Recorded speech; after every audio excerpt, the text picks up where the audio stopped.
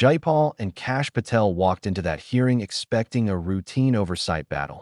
But what unfolded was something far more explosive, because in the span of just a few minutes, Jayapal ripped open a secrecy problem that had been simmering for years.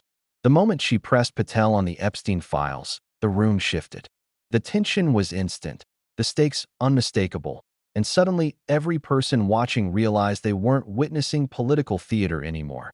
They were watching a system being pushed to its breaking point. Questions recognized. Thank you, Mr. Chairman. Mr. Patel, before you joined the FBI, you had very strong opinions about what the FBI was hiding regarding Jeffrey Epstein. In a September 2023 interview with Glenn Beck, you said the Black Book is under the, quote, direct control of the director of the FBI. In December 2023, you said, let us know who the pedophiles are. Even for a short time after becoming FBI director, in February of 2025, you tweeted, quote, there will be no cover-ups, no missing documents, no stone left unturned.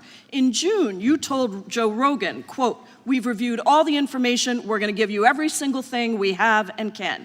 But then suddenly in July, everything changed. You and Attorney General Pam Bondi released one video and said that there was nothing more to see. Your July memo says you uncovered more than 300 gigabytes of data and physical evidence, but that you had decided no further disclosure would be appropriate or warranted. That is a quote. I think what happened, Mr. Patel, is that suddenly you discovered that Donald Trump's name was all over these files, and you started a giant cover-up. So you are under oath, Mr. Patel. You just testified to Mr. Swalwell that you did not speak to the president about the Epstein files. To your knowledge, did Attorney General Pam Bondi speak to the president about what was in the Epstein files? I can't speak for Attorney General Pam Bondi. So to your knowledge, you don't have any information. The question was, do you have any knowledge? Do you have any knowledge? I can't speak. You are refusing to answer the question, so let me tell you that the Wall Street Journal reported that in May, Bondi told Trump that he was in the Epstein files, and at the same meeting said that the DOJ did not plan to release the files. Yesterday, you testified to Senator Kennedy that there was, quote, no credible information that Epstein trafficked girls to anyone else, and that you have, quote, continuously and publicly asked the public to come forward with more information, and we'll look into it. Today, in response to Mr. Massey's question, you appear to say that the survivors were not credible. These are survivors. That's not at all what I said. Okay, great. I'm going to ask you this in a second, but let me tell you about the survivors, and let's bring them up here into the room. These are women who came to the Hill and testified that they were groomed and raped at the age of 14 and 16 years old, and they called to meet with the president and to meet with the FBI and to have people investigate their claims. Some of them have never testified before. If you are so interested in getting the public to submit any information, why have you not met with them? You said you haven't met with them. Have you met with them? I'll give you one more chance. My job as the FBI director is to invite all investigative leads. Is the answer yes or no to whether or not you met with these women who were sexually abused and raped? Any insinuation by you or any people on your side that I am not manhunting child predators and sex traffickers, just look at the stats. And you talk about cover-ups, man. Mr. Chairman, you talk about cover-ups. And I will take as much time as I want. Where were you during the Obama and Biden administrations when these so-called cover-ups were going on? Why didn't anyone in those administrations talk to any of these purported witnesses? I have welcomed every single person to provide credible information. Time belongs to the gentlelady from Washington. And I'm going to take another when you couple accuse of the minutes. Witness of something, he's allowed to respond. That's how it works. You Listen, he didn't even, excuse me, Mr. Chairman, you have always been fair, but this is not fair. And you will get this is my time, and he said that the witnesses were not credible. Seconds of time. I'm going to get an additional minute of time because that's how much time he took. You won't get a minute. You'll get some seconds. What we think is under 5 minutes. You don't get to demand how much time you get. That's not how it works. Mr. Patel, are the victims of the Jeffrey Epstein horrific trafficking ring, are they credible? Any person with information about ongoing sexual trafficking. I'm asking you if they're credible. Ma'am, I'm commenting on the evidence we have. But we have routinely asked for people to come forward with more evidence, and we will look at it. And the evidence that we have was the same evidence that the Biden and Obama Justice Departments had. And they determined, not me, they determined that information was not credible. Chairman, he's not letting me even ask my questions. You ask the questions, he gives an answer. You may not like what he says, but that doesn't mean you get to interrupt He's not answering my question. Mr. Chairman, could we restore the gentlelady 45 seconds so she can complete her question? We'll give her additional 30 seconds, which is what I said earlier. I'm going to keep taking my time. Because you'll take the time that you get. You get 30 are not seconds. answering the question.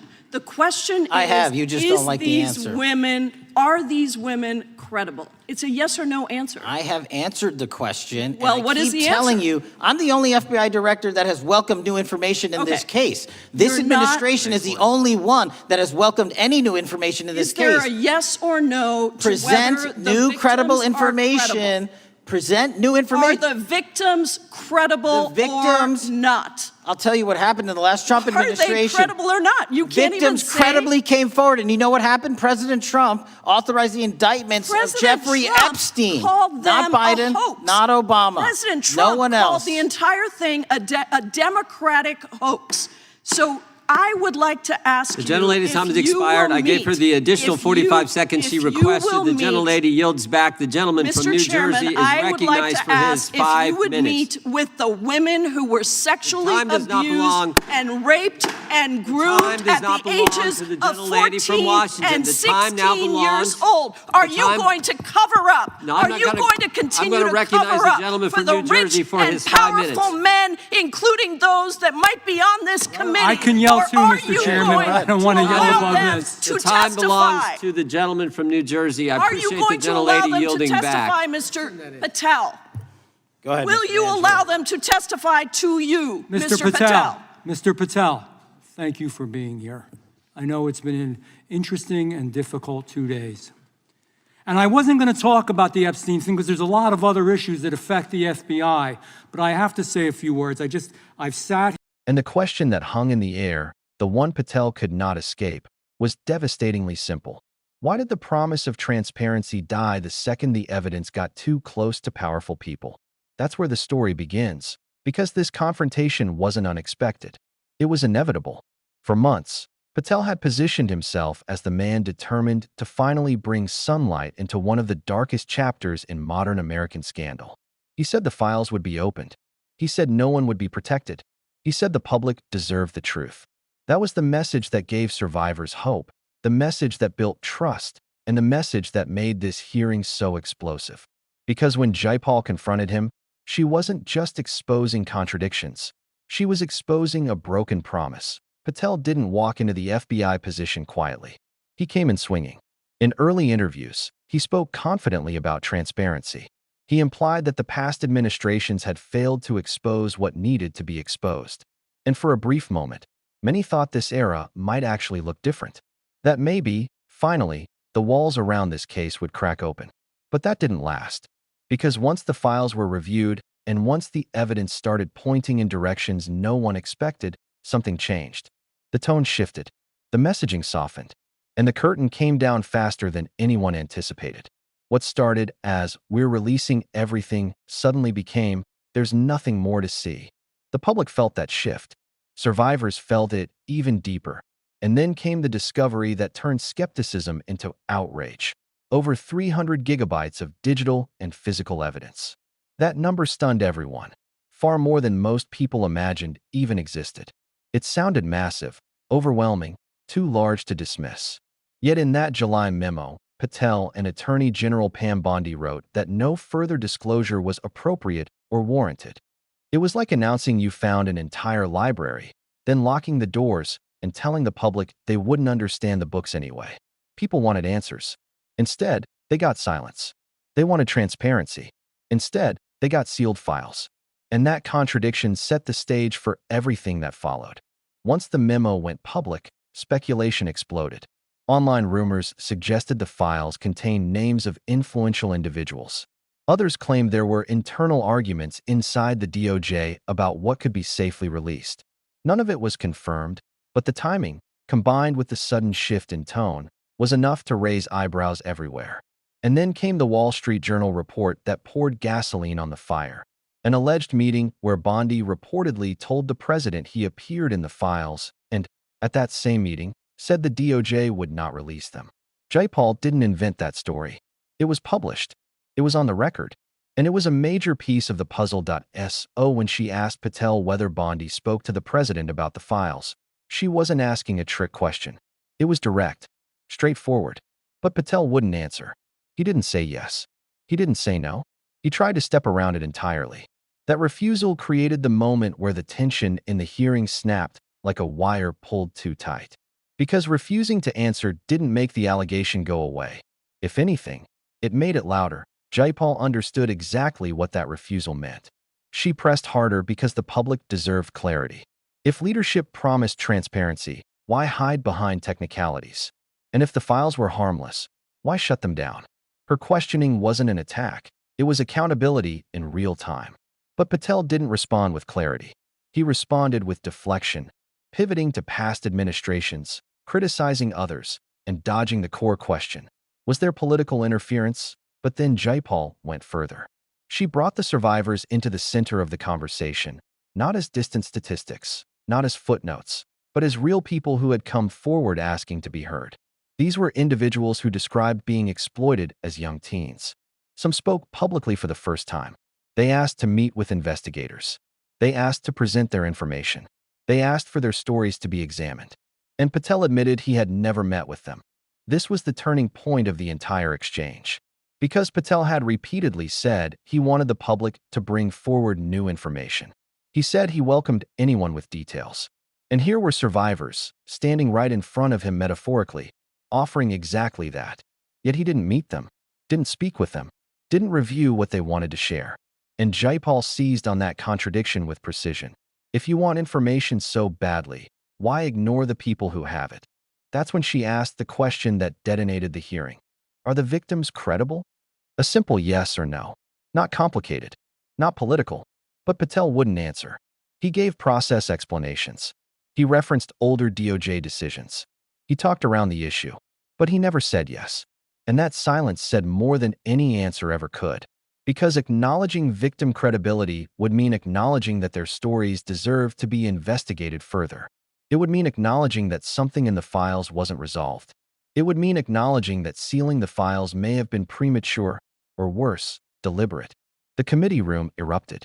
Members shouted over one another. The chair tried to regain control. Time became a battlefield. Jayapal fought for space to finish her questions, while Patel pushed back more aggressively with each passing second. It wasn't just a clash. It was a public unraveling of how deep this conflict runs.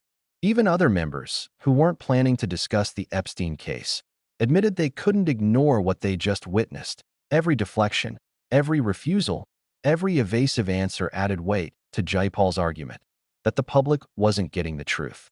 Not even close. That what was promised as transparency had turned into the opposite. That a massive trove of evidence existed but remained sealed under the vague justification of appropriateness. That survivors were asking to be heard and being ignored. And that someone, somewhere, didn't want these files opened.